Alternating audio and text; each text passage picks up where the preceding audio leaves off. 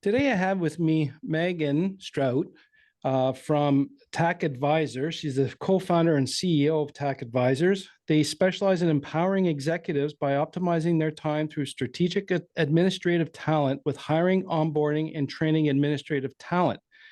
Megan, thanks for joining me today. Thank you so much for having me, Andre. Andre Um, or Andre? Sorry, it was supposed to be Megan. I forgot about that. You're calling in from San Francisco. Yes, I'm coming from San Francisco today.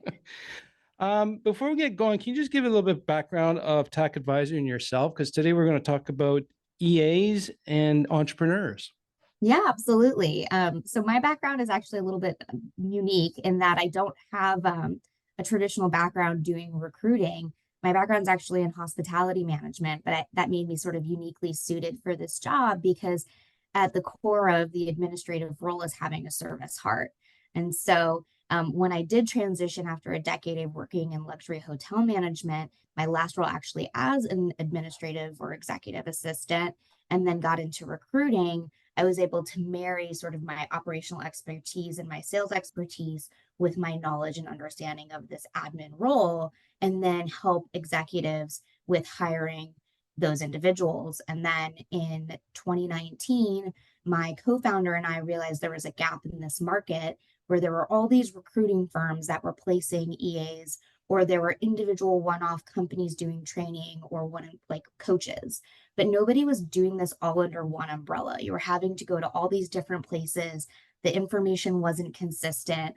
And so we decided to create TAC Advisors, which is a full service recruiting and consulting firm where you can come to us and we'll help you with hiring, onboarding, training, coaching, anybody within the administrative function. And that admin function can be anything from an office coordinator or an administrative coordinator all the way up to a C-level executive assistant, personal assistant, or administrative chief of staff. Okay, you just rhymed a bunch of different other titles, which I think myself and a lot of listeners are wondering because it's either EA or VA. So you just like, what was the other one? Oh, yeah. Whatever. What were they again? So we have office coordinator, administrative assistant, executive business partner, chief of staff, personal assistant. All So right, let's clarify those. that's Yeah. those because that's confusing me. I know. Okay. So let's first talk about this like hot topic right now, which are these virtual assistants abroad. If you were going to actually look at that job and its function at its core, and you can refer to a popular podcast that just came out with Tim Ferriss and Sam Corcos, he talks about having these EA pools and these people who are doing these very like repetitive administrative tasks, but they're doing imperative tasks, something that require a lot of hand holding and step-by-step direction. Right. That's what these virtual assistants are. He is incorrectly titling these people. They are not executive assistants. If you were going to look at a leveling chart, like at any company, how there's like individual contributor one all the way up to like IC5, those people would be leveled at an IC1, right? They are really like administrative coordinators or Okay. coordinators. Like Very repetitive tasks that it's very already repetitive defined tasks. and just repeat the same exactly all the time.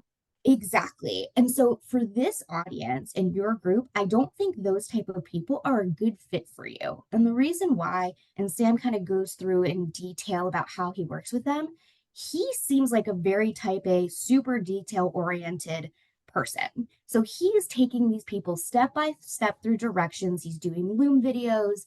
He's, holding their hand to get them ramped up.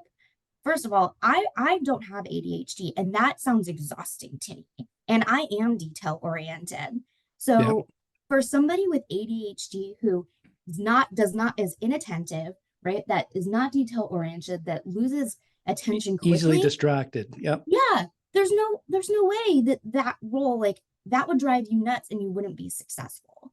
So I think that's really important to separate. So the type of people that I work with and that I place and that I train start at what is like an IC3 level, when that's really what an executive assistant is. That's somebody who knows the core functions of the role of calendar, travel, expenses, doesn't need a lot of handholding. They still need communication, they still need feedback, but you can give them a basic task and they can start to run with it.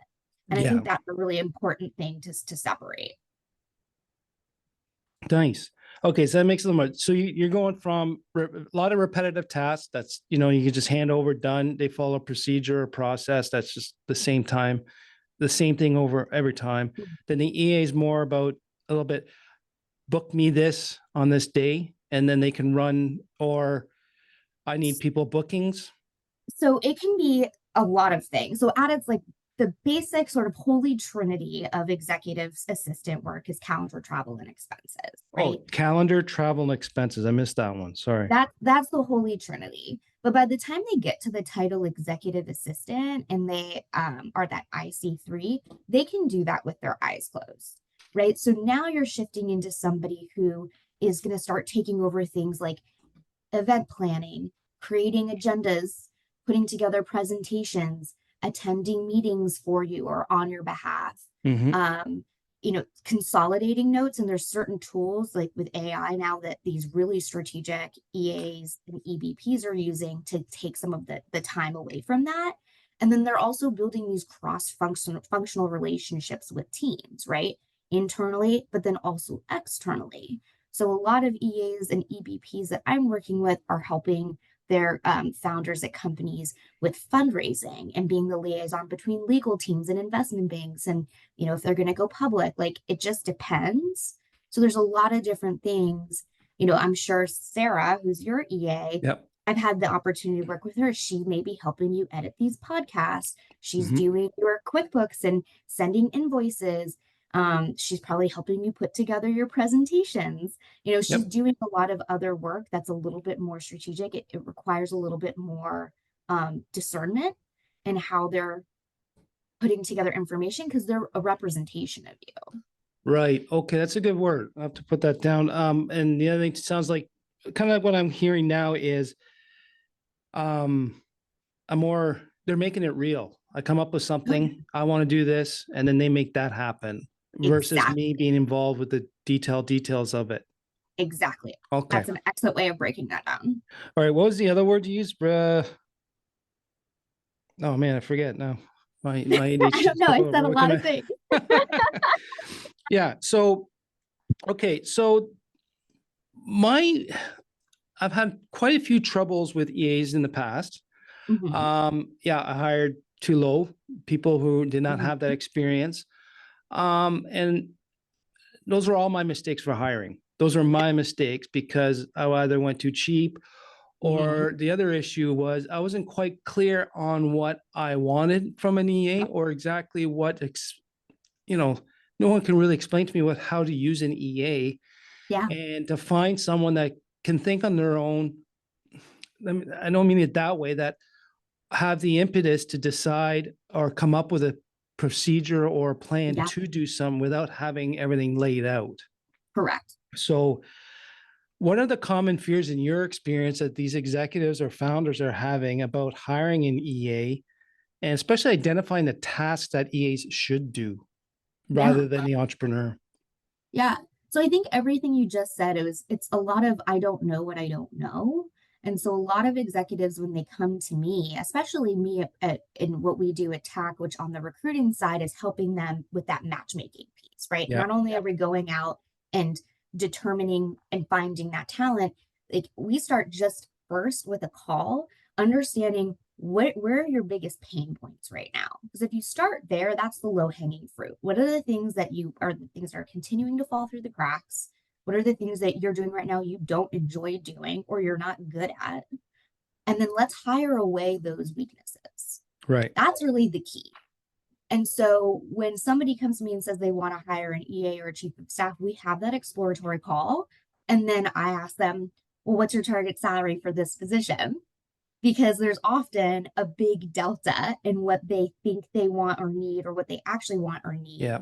what they're willing to pay. And so we're able to really be an advisor because we place people all over the world, primarily North America, but I've done searches in every continent other than Antarctica. But anyway, every like where people typically live. And we have access to this amazing program called PAVE that does compensation data in real time. So we're able to actually say, okay, based off what you want this is the type of person that you need. And if you want them to be in this city, this is what you have to pay for them. It's very objective information. And so I think first having that call and just being able to talk to an expert who knows that and can Mhm. really be honest with you and say, well, if this is really what you want, this is what you need to pay for. I think that helps alleviate some of those fears because, like, a huge part of fear is just the unknown. Well, the other thing too is a shocker between paying a virtual assistant who's overseas or, even local, just doing the repetitive tasks versus an Mhm. EA. That's a Correct. massive gap. That was It's I a dropped my pant, like I dropped stuff in my pants when I heard that gap.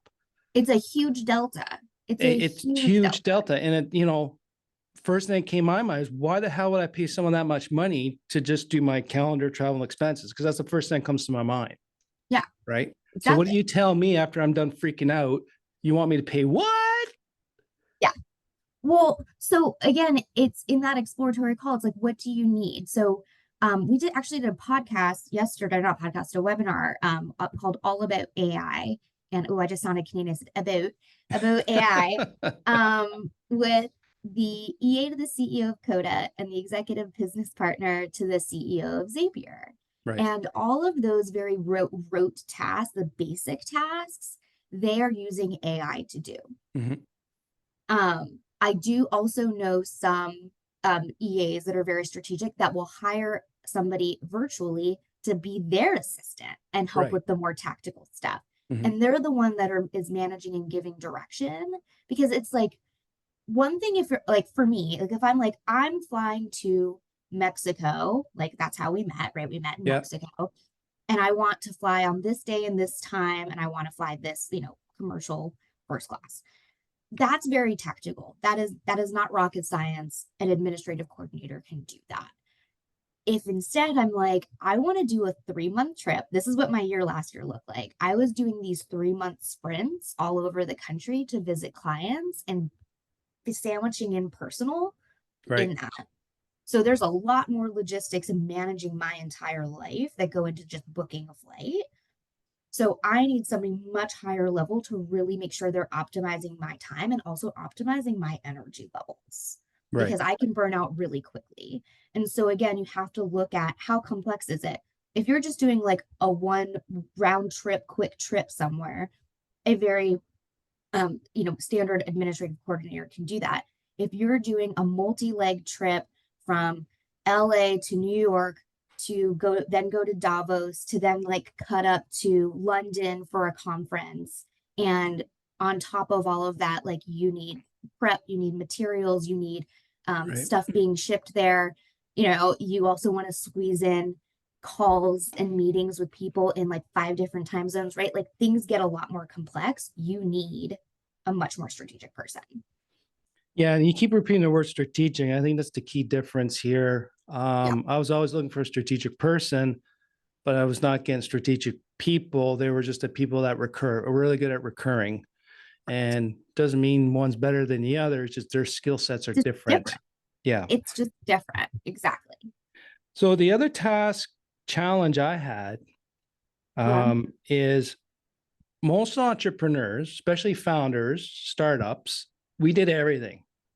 We Yeah. did everything at the beginning. And you know what?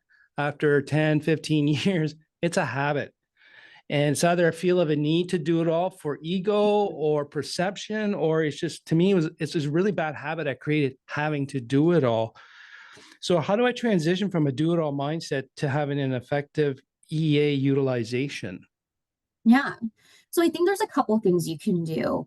One, if you're off the bat hiring somebody more experienced, ideally you hire somebody who's also worked with an executive who's never utilized an EA before and they Ah, good point. Yeah, yeah.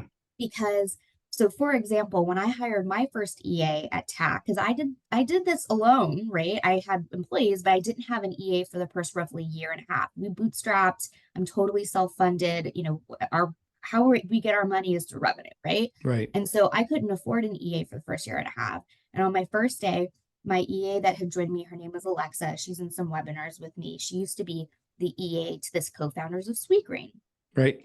also been an EA at a bunch of other companies. So she knew.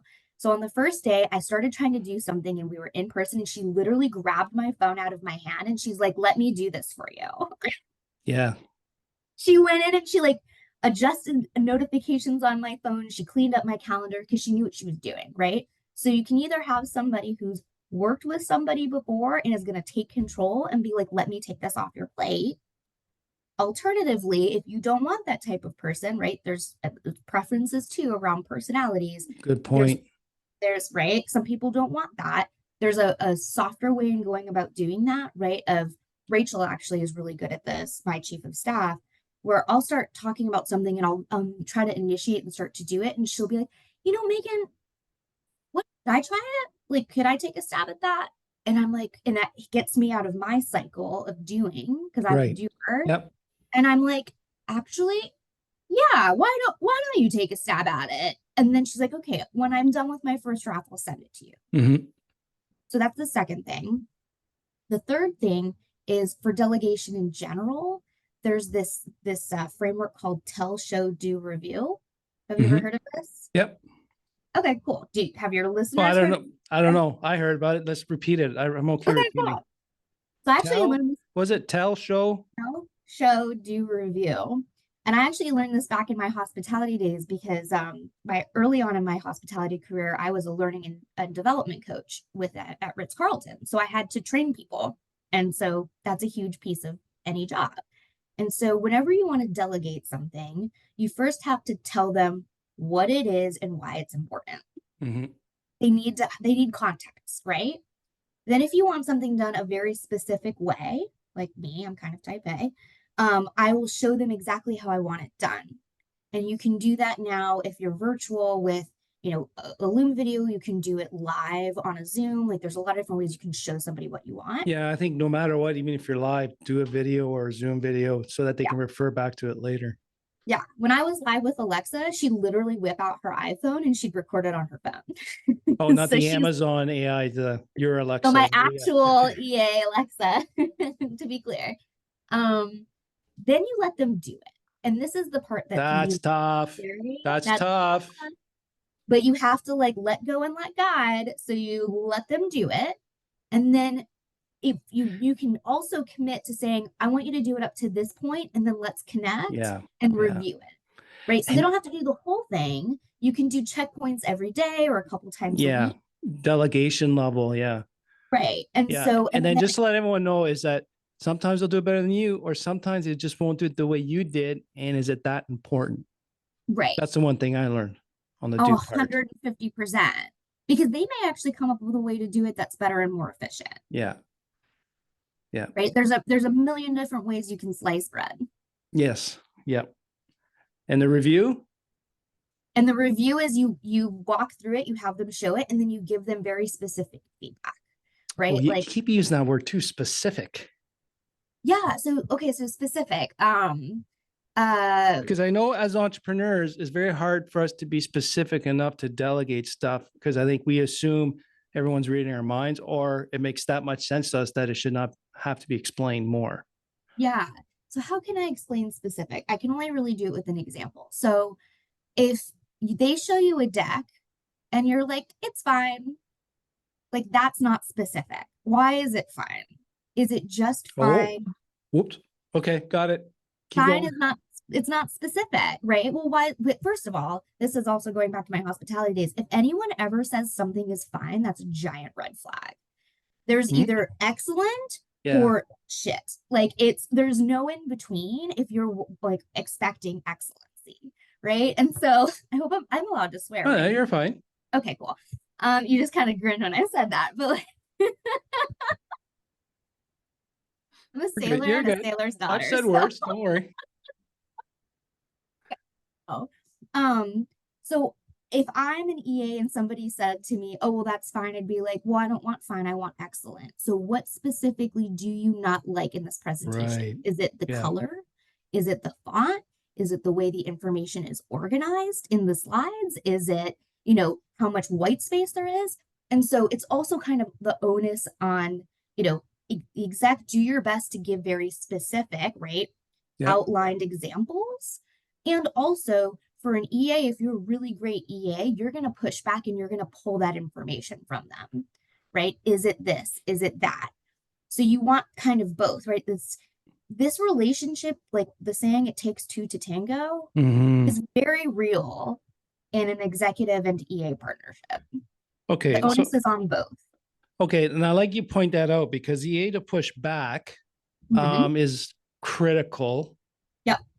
Like, to me, it's kind of, either they show what's lacking, or, what they've had, I've had Sarah come back and just say, why'd you book that in there, or you shouldn't, or who do we have to bump for that? And I think that's required because it's habitual. A lot of stuff that we've done in the past was habitual, and we just don't think about that. Like you said, we don't know what we don't know. Yeah. But there has to come a trust level to be able to do that efficiently, effectively, and productively. Correct. To get strategy out of it. Yeah. So a lot of, the ADHD entrepreneurs, we got a problem with trust. Other people, just that because we never fit in, or we always got in trouble for how we did things, not the result that we got. How can we build trust with an EA when us ourselves as entrepreneurs, founder entrepreneurs, have a trust challenge? Yeah. So, I think the low hanging fruit, I talk about trust all the time, actually, with EAs and when I'm screening them, right? Because we screen everybody before we present them to clients. And so I dig into like, how do you build trust with your executive? And I think there's kind of 2 or 3 major things here. The first is being consistent as an EA, because your executive is not consistent. You're again, remember, they're hiring away their weaknesses. And so the most impactful thing an EA can do for you is manage your time.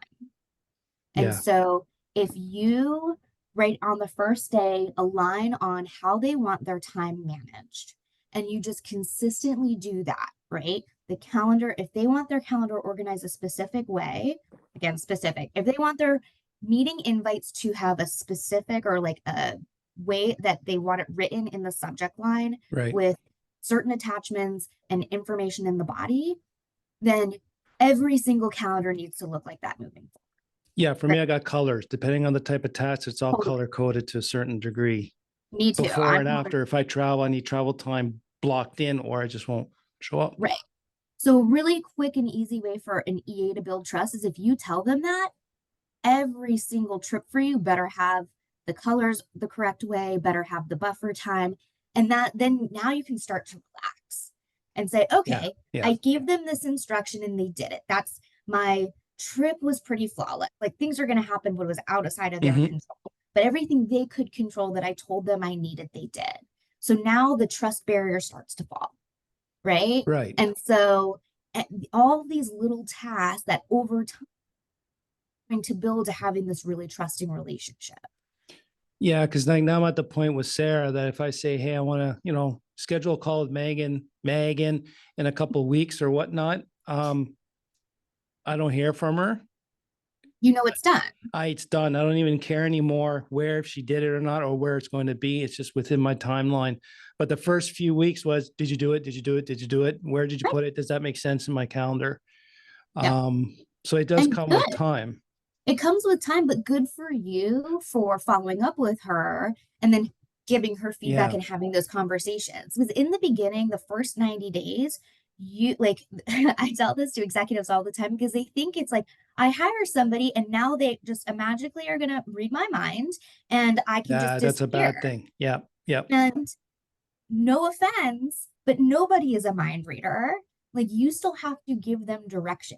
You still have to do priorities. And so, like, for our onboarding program, people can either package it as part of their recruiting, or if you just want, like, you hired somebody, but you don't know how to utilize them and you want us to help structure onboarding for you, the first day they start, the first hour of the day, you sit down with them for an hour and we have a list of priorities and preferences that you have to go through with your EA. Yeah. This is North Star. Yeah. Well, for me, we got how to manage Andre SOP. Yeah. So travel, calendar, anything related, anything new that comes up or even gets modified with time. Exactly. It's very tough to get, especially when you had control of everything. And then now you're giving, I might actually, then in my mind, I guess I'm letting go of control, but it's actually more of a delegation. Maybe that's the wrong mindset to have. I'm giving up control, but it's just I'm not doing it anymore. Right. And the one thing I have is every time I involve my calendar, it gets crappy. It gets stupid, overloaded. Now with her, she's actually not trying to make me overburden, but I still Yeah. sneak in every once in a while. But my one goal with her is actually I want to ask permission to go to do something or to talk to someone, Yeah. or at least be able to the point where I'm not involved with the scheduling or blocking my time. I just show up today and this is what's already been predetermined Yeah. a lot around my structure and ideal week and whatnot. So it's Yeah. still as me. And I think the other thing too, a lot of entrepreneurs, when you're so desperate and tired of all those pain points, like you said, which I think is a Yeah. great point, identify your pain points so the EA can get those tasks. Is day one, they show up and that's forever easy after this. Yeah. They're That's going to not. absolve all my problems immediately. Word to the wise, don't happen. 5 Yeah. attempts to realize that I like you said, the Yeah. first 9 days is critical and crucial. You, the entrepreneur, has to sit your butt down on the chair and go through that slow process to get it done. But it pays off. You see that 6-8 months later, you're not going to see it within the first few months. Is Yeah. that kind of like the right time frame? 100%. Yeah. And then one thing I think is worth noting here is depending on the level of person you hire, right? Going back to those IC ones, the virtual assistants, where, Sam Corcos outlines all these steps he takes and these templates he's created. That's a lot of work, right? I don't Yeah. have time for that. You don't have time for that. I don't have, we don't have time for that. So what somebody can accomplish in 90 days as an IC1 is going to be very different to the ramp up of somebody who's an IC5, like an experienced senior executive assistant, Yeah. executive business partner, because they're going to, in some ways, ramp themselves up. They still require feedback from you. They still require you to meet with them. But what could take sometimes hours in a week to go through with an IC1, it takes like 15 minutes. Like if you just give Right. 15-minute sync to a senior executive assistant EBP a couple times a week, you are opening up Pandora's box to your brain and their ability to do their job. So the more strategic of a role that they have, the higher onboarding, longer onboarding process you'll require. The more strategic, the less. So the 90 days are important, but the less time you need to spend with them. Right. Right. They're a lot more intuitive. They're a lot more resourceur. They're going to get the information they need, but they still need you. They just need a lot less of you. Right. And I guess that's where, we have to spend the money for the people that require less time of you or to save you more time and energy. And I like how you said that they're all about, optimizing your energy level. So you need someone. And I really like the point about if it's your first EA, try to find someone who's already worked as an EA for someone else, not someone that just wants to try it out. I tried it, and that hiring was my fault, not the person's fault for failing. I hired her. She's, having given her the job offer was the first step to failure for her, and that's not right. Yeah. And I really like the point that she made about the EA should also push back to save you time and energy. And, depending on how it's executed, we need that reminder. Sometimes we just need to be told, no, that's not your job. Stop it or leave. You're disrupting the team. Don't go and do something else. So I think those are really great points. And so what I want the listeners to understand here is, discover how to harness your EA skills is to boost your productivity and your focus. And like Megan said, it's optimizing your energy. And you know what? We all struggle with our first 2, 3, 4 EAs, but I think it's more us being comfortable with the fact that we have an EA doing a lot of stuff that we're habitually used to doing at all. So very great points, Megan. You want to give us one last word of advice for people who want to have EAs or working with their first EAs or even right now working with EAs? I think there's a handful of things. First, invest in your EAs, and that could be pre-hire and making sure that financially you're hiring somebody that you need at the level that you need. But if you already have an EA, if they are a highly emotionally intelligent person, somebody who's really resourceful, somebody who's strategic, give them the tools to continue to level up in their role, because like a really strategic, awesome, intelligent EA can move on to either stay in an EA role, become a chief of staff, or go into another area of the company. And so, if you look at some examples in, business now, so my, co-founder, business partner on our training and development side, our new EA community that we're launching next week, EA Rise, she started out as the executive assistant to the CEO of Twitter. And then she was incredibly smart and super resourceful and became his chief of staff. And then he left Twitter and he brought her along to be an operating partner at his venture capital firm. Right. Another example is my co-founder on the TAC advisor side. I'd like to partner with really former EAs. He started out as the EA to the CTO of Facebook. And he's incredibly emotionally intelligent, is really good with people and people management. That is not my area of expertise.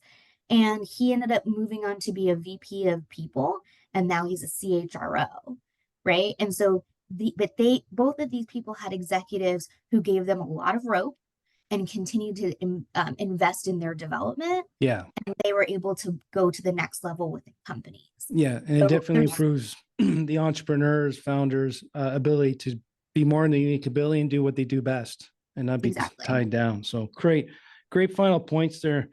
Appreciate it. And to you, the listeners, are you fully leveraging a or your EA? I want you to think about that, and let's try and apply some of what Megan advised us today to optimize our energy level. So thank you, Megan.